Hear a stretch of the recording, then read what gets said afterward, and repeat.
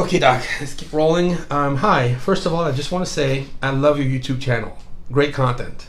Thank you. Thank you. I've been watching a lot of your docs clip on YouTube, and I hope you can help me with my question. I'm 23 years old, and I've been training regularly on and off since age 17. I've gotten good gains the last year. I've always been intrigued by the idea of testing 1 or 2 cycles of steroids just to see where I could get. Therefore, I started doing a lot of research on what steroids that should be safe, the safest one to use. But this is hard considering I'm not a professional or doctor like you. From my research, I found a steroid called equipoise or boldenone, and this seems to be among the safest compound out there, if I am to believe the internet. I would hope you could give me some advice about this compound.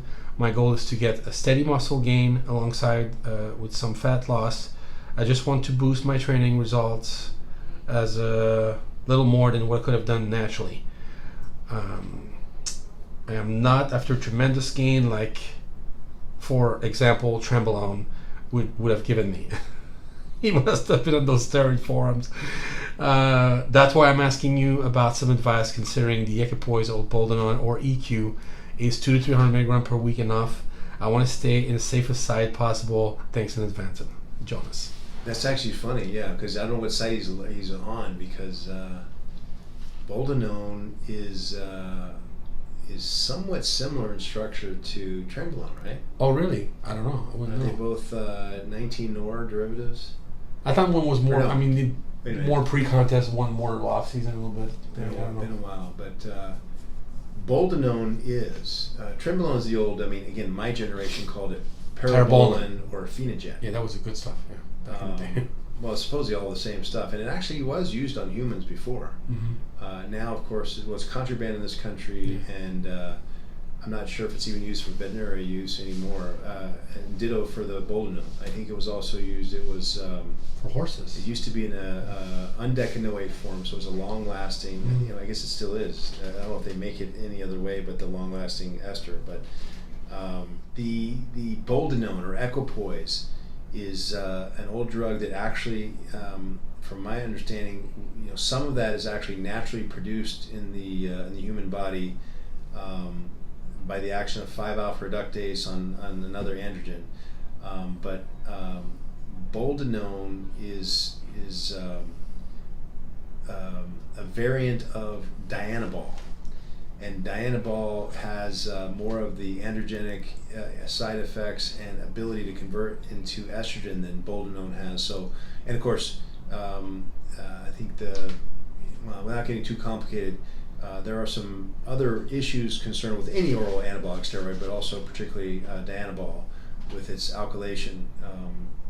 And boldenone is a little bit safer for that. But anyway, boldenone is a very good anabolic steroid, but it's no longer used for humans. It's no longer produced for human use. I'm not even sure if it's still produced for veterinary use in this country anyway. But so it's considered and I don't know where this gentleman hails from. He doesn't say, yeah. Anyway, it would be considered I think it's considered contraband here.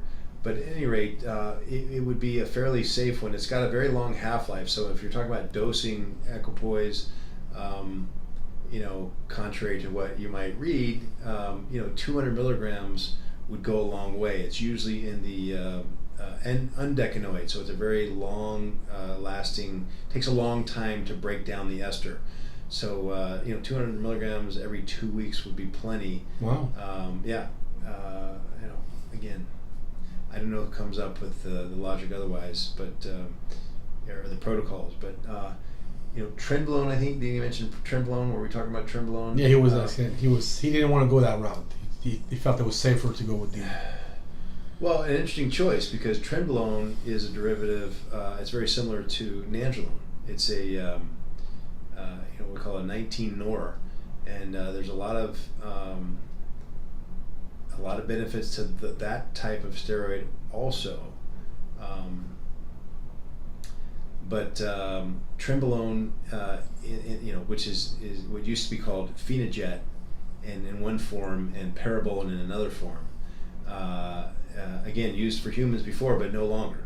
And again, it's definitely contraband in this country. I'm not even sure, again, if it's used for veterinary purposes or not. But trenbolone is very anabolic as well as very androgenic, and it has a very strong affinity for the receptor site. A lot of side effects that most people suffer with when they use trenbolone, such as profuse sweating at night, a really bad attitude.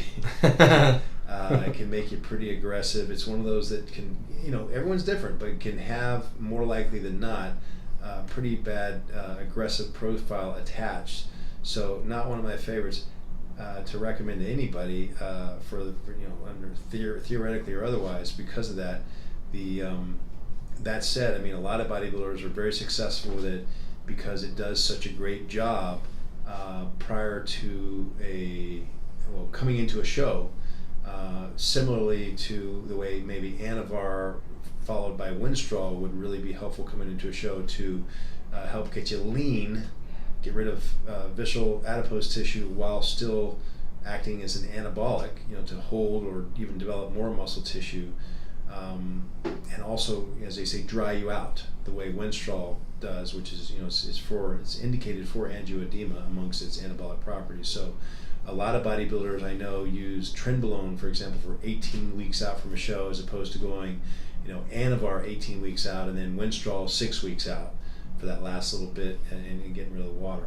But in terms of, if you're just starting out, I don't know why you'd want to go, certainly with something like trenbolone, which you're saying I don't remember reading it. But yeah, he doesn't really want to do the trenbolone. He'd rather go with the Boldenon, based on what you write. Yeah, I mean, it's a fairly safe one as far as they go. Again, all these things, when they're done properly, can be used very safely. Yeah. It does have the potential, though, to convert to estrogen. So, I think we've talked about this before. Not only if it were Anavar, say, or a DHT derivative like Primobolan that didn't convert to estrogen, you're still displacing some of your naturally produced testosterone, or if you use some exogenous, so that you still have to be concerned with conversion, but not conversion of the Primobolan in that case, or Anavar or whatever.